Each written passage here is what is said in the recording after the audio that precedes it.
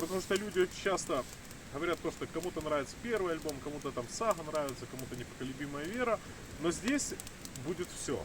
Лось сахатый, медведь бурый, заяц косой. И так. Музыка является смесью между Непоколебимой Верой, альбомом, да, что многих порадует, и Сагой о Черном марше.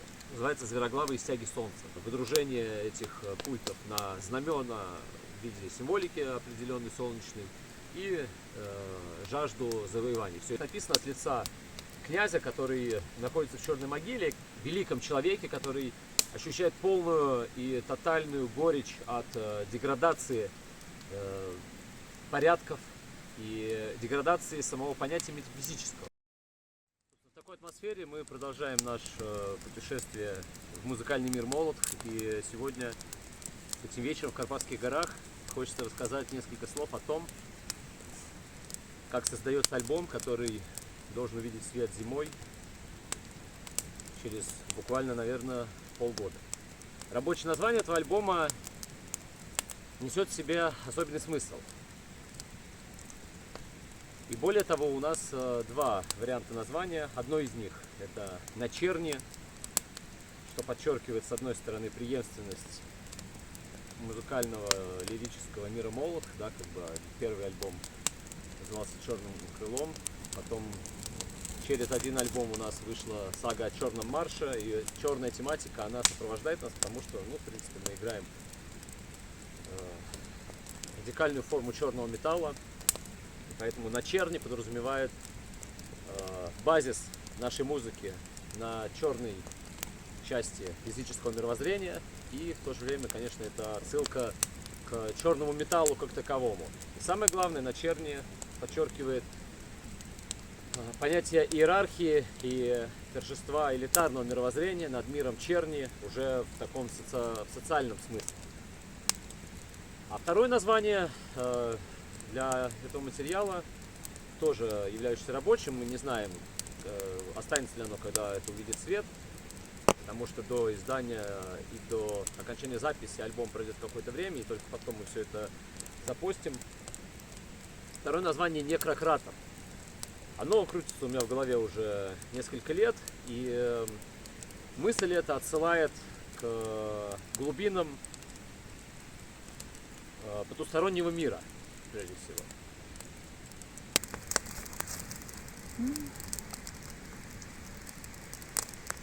Так вот, рабочее название «Некрократор» тоже относится к погребальной тематике и апеллирует таким понятиям, как власть и мертвые, да, то есть оно означает власть мертвых над миром живых. Что это означает?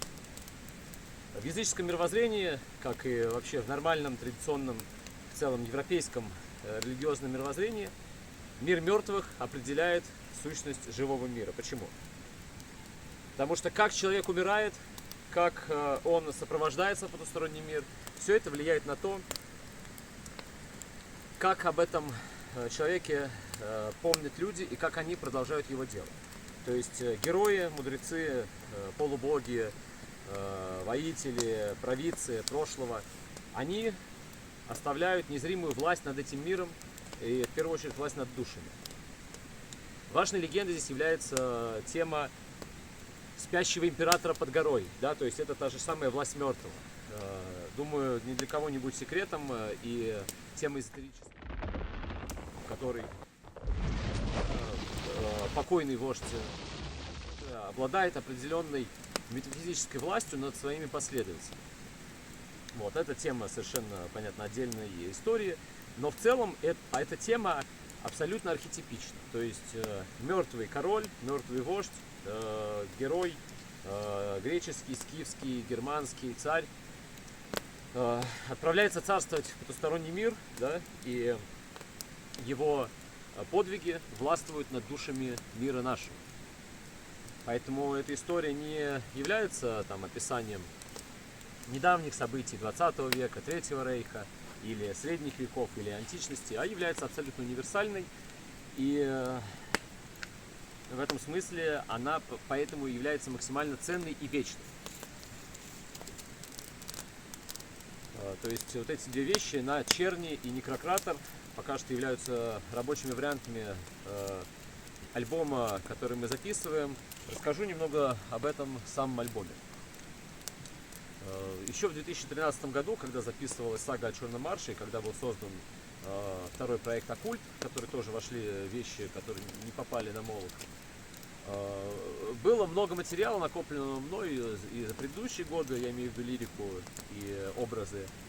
И начиналась рождаться музыка, которая не успевала входить на альбом «Сага о Черном марше», потому что он уже записывался, да, вы понимаете, что процесс записи подразумевает многие месяцы, порой годы, да, вот как в случае с нашим альбомом «Оккульт». Годы работы. И когда уже пишется материал, новые вещи, новые рифы не успевают войти в старое, поэтому они откладываются. И затем у нас последовали разные события, когда пришлось уехать из России. Украинские события захлестнули вообще весь, не только как бы нашу жизнь, да, по сути, весь мир. И эти сочинения откладывались в отдельную папку, и они шли по своим параллельным путем относительно всех наших синглов и даже альбомов, что вышли у Молот в течение этих лет. Так вот, с 2013 года это все копилось, и этот материал должен теперь предстать перед вами как новый альбом Молот. И в себя вбирает он огромное количество разного нашего творения, начиная буквально с 2013 года. Получается, это уже целых 8 лет шла работа над этим альбомом. Чему он посвящен? Ну, исходя из тех вещей черновых, про которые я уже обрисовал, на Черни и Некрократор, этот альбом посвящен мистике захоронений, мистике потустороннего мира, потому что именно эти вещи, во-первых, являются ключевыми в самом жанре, которым мы занимаемся. Эти вещи являются ключевыми в религиозном мировоззрении, а религиозное мировоззрение определяет идеологию. Да, то есть это вещь, которая находится глубже и сильнее, чем понятие идеологии. Поэтому он является более ценной, и обсуждение именно мировоззренческих, религиозных моментов и продвижение этих идей в музыке, создание образов и такая визионерская практика, да, которая всегда сопровождала наше творчество и поэтому любима вами. Эти вещи опираются на религиозное мировоззрение. Именно поэтому, окунаясь в этот потусторонний мир, мы находим те точки соприкосновения с вечным, на котором и строится все самое главное, что существует в нашем мире. И через творчество мы это пытаемся зафиксировать и развить в душах тех, кто это будет слушать. Ключевым моментом на этом альбоме является история Черной могилы. То есть один из треков так называется «Черная могила». Как вы знаете, это курган на территории в самом центре Чернигова, в котором было обнаружено захоронение варяжского периода древней Киевской Руси. И сам этот курган являлся источником многочисленных интересных находок, связанных с погребальным культом. Там изучен был сам порядок захоронений, когда тело сжигали сначала с предметами, да, потом выкладывали этот прах уже на определенном как бы мини-кургане, подкладывали туда новые предметы, которые как раз сохранились и были найдены археологами. Это шлем из черной могилы, там, рог, из которого пили окованные, ну и разные другие вещи.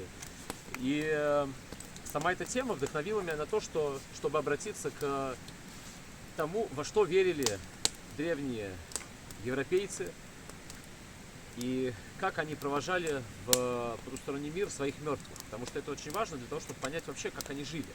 А если мы поймем, как они жили, мы поймем, что в итоге мы сделали, ну, мы в целом глобально, как европейцы, сделали не так, чтобы и по причине чего оказались в таком плачевном, вымирающем состоянии сегодня. Потому что ни вопросы ассимиляции, ни вопросы мигрантов каких-то или каких-то леворадикальных идеологий никогда не стали бы проблемой, если бы не произошло чего-то самого страшного, да, потери стержня белых людей, утраты их религиозного сознания, которое давало ответы буквально на все вызовы, происходящие сегодня. И эти вызовы решались очень страшно для врагов европейца. Сегодня эти вызовы решаются страшно в сторону европейцев, и причина лежит как раз в этом религиозном мировоззрении. Трек «Черная могила» был сочинен мной и на пару с нашим гитаристом, который остался еще с состава записи «Сага о Черном марше». И лирика была сочинена мной тоже в тот период, в 2013 году. Посвящена она была как раз «Черной могиле». Спустя несколько лет я как раз оказался на ней. Я думаю, что мы отдельно туда тоже там побываем. Так вот, собственно, трек «Черная могила» посвящен мистике этого кургана и описывает плачевный в каком-то смысле, да, процесс его раскрытия, открытия и раскопа. Описывает те вещи, которые проникают в наш мир из разоренных захоронений раннего средневековья. То есть это тематика в сочетании с музыкой, это должно глубоко зайти в душу, и я надеюсь, вы оцените этот трек. Расскажи свои ощущения, когда ты его писал. Потому что текст повествует герой от первого лица. И это Да, очень завораживает. да, то есть как бы в То есть принципе, герой, который лежит в черной могиле. да, Расскажи, для того, чтобы вообще проникаться в такие вещи, да, нужно обязательно понимать лирического героя, от имени которого идет повествование. Ну, как бы достаточно стандартная тема в поэзии. И в данном случае текст написан от лица князя, который находится в черной могиле, и как бы,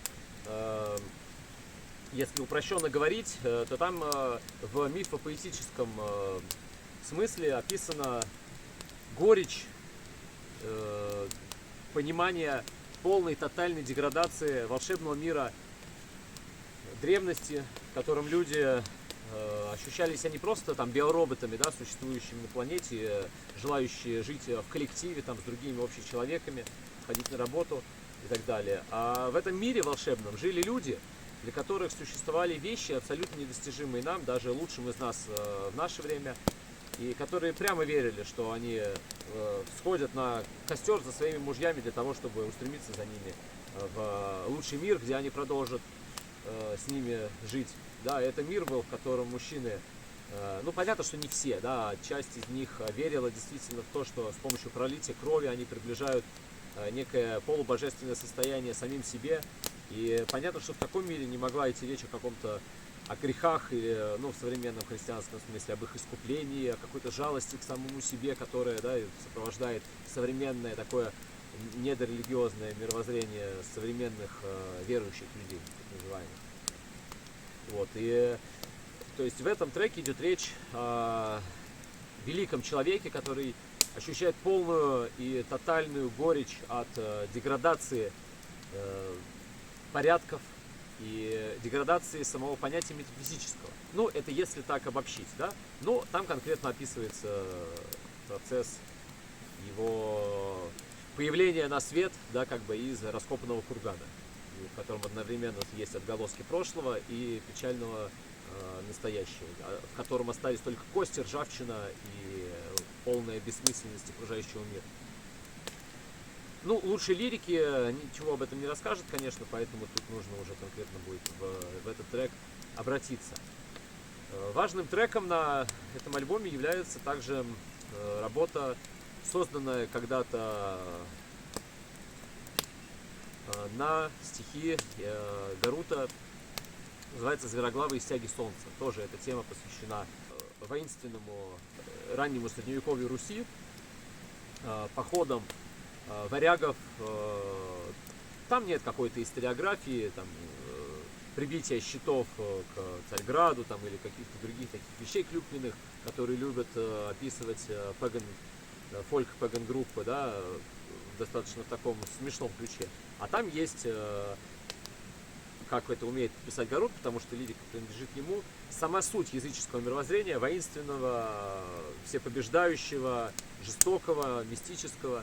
И название «Звероглавые стяги солнца» подразумевает, да, то есть солярные воинственные культы, выдружение этих культов на знамена в виде символики определенной солнечной и жажду завоеваний. Все это написано в прекрасной поэтической манере этого автора, которого вы знаете по Темнозоре, Вальтнуту там, и другим проектам. Вот. И музыка написана мной тоже еще в 2013 году, но она затем дорабатывалась с участием разных музыкантов, и этот трек является продуктом многих людей, над которым мы тоже работали много лет, и наконец-то он увидит свет. Я думаю, что этот трек может занять хорошее место среди фанатов Темнозори, потому что он несет в себе определенный дух такого паган блэк металла. И не является типичным для творчества Молох, но на этом альбоме, в принципе, стоит сказать, что музыка является смесью между «Непоколебимой верой», альбомом, да, что многих порадует, и «Сагой о Черном марше», потому что основные вещи этого альбома писались как раз с 2013 года, когда мы уже записывали «Сагу», но параллельно создавали и новые продукты, это грубо, да, и параллельно создавали новые творения,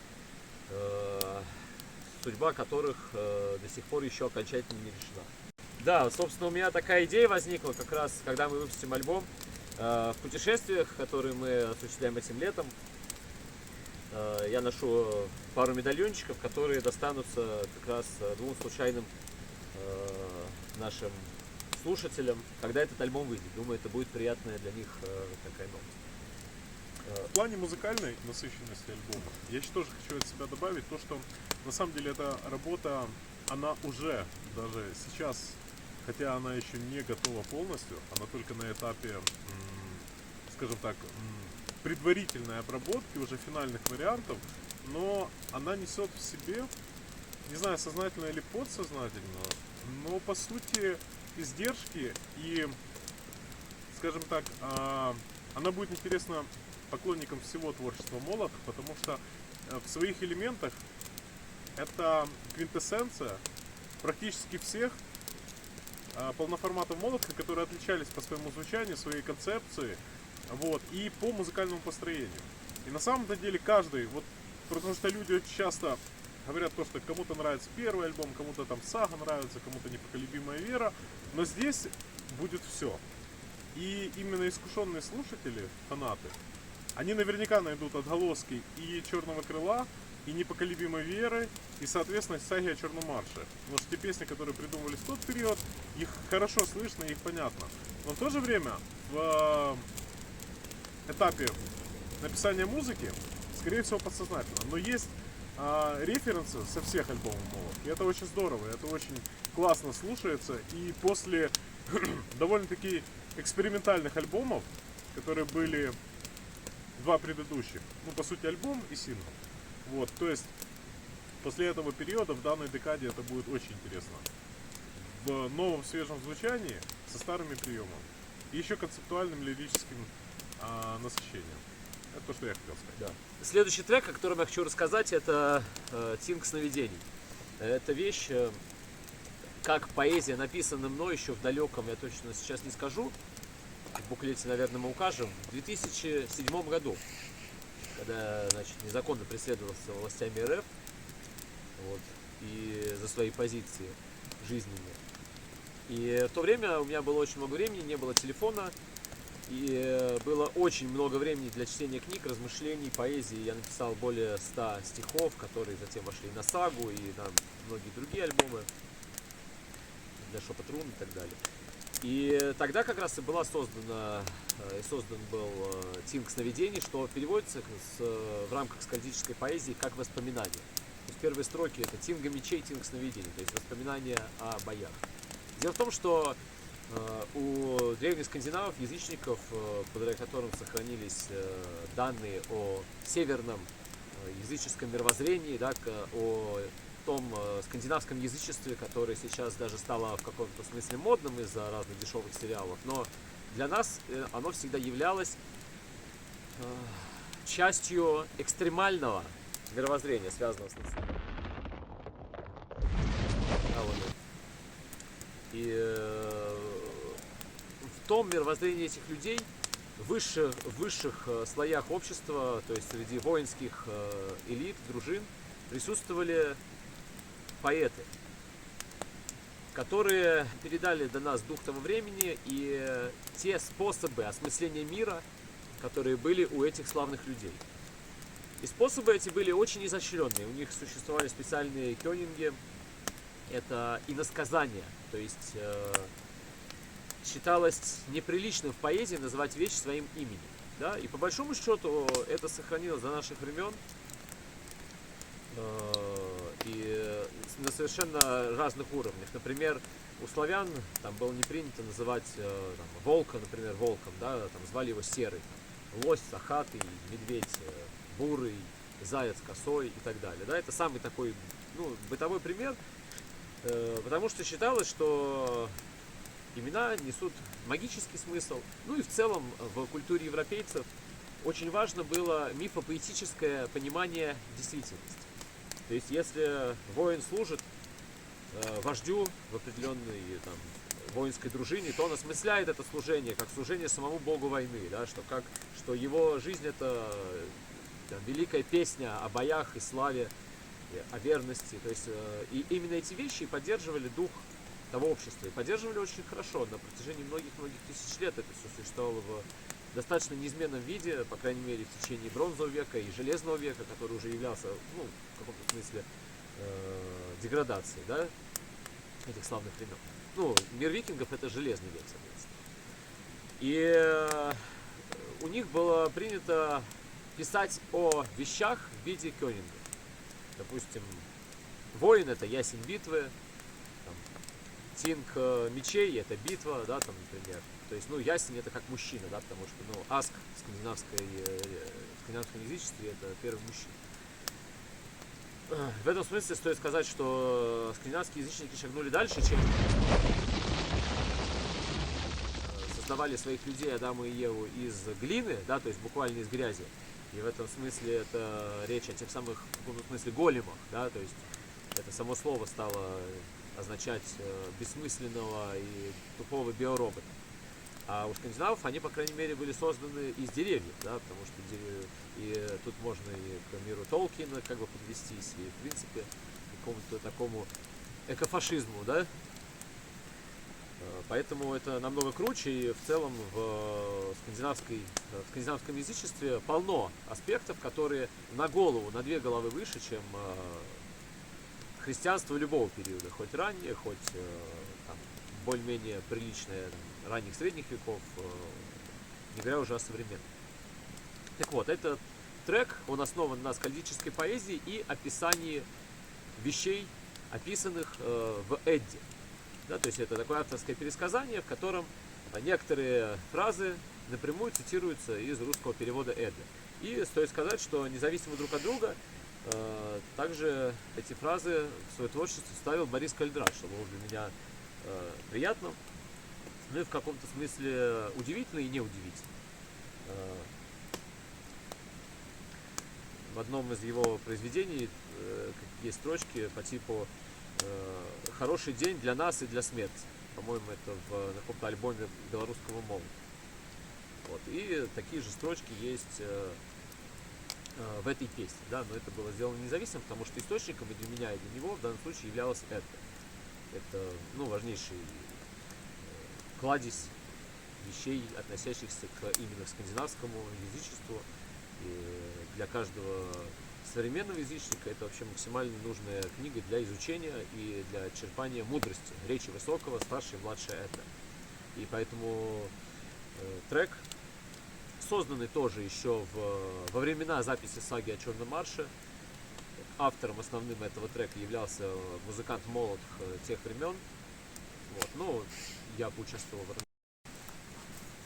Так вот, строчки, которые перекликаются с Кальдрадом, это «Ветер попутный и нам и смерти», взятые из Эдды. И подчеркивает, в принципе, основную мысль этого трека. Сочинен он был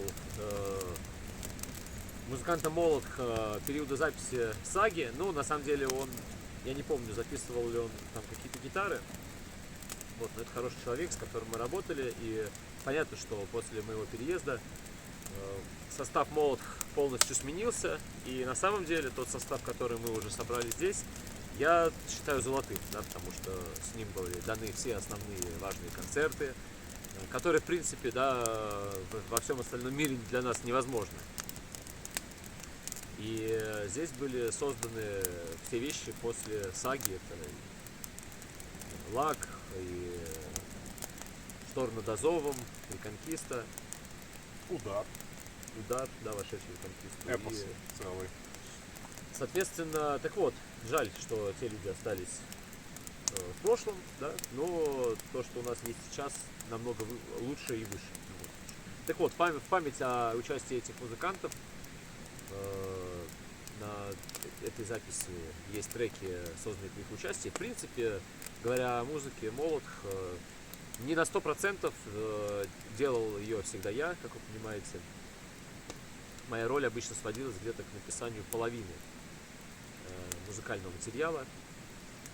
Ну, в той или иной степени, да, на разных альбомах.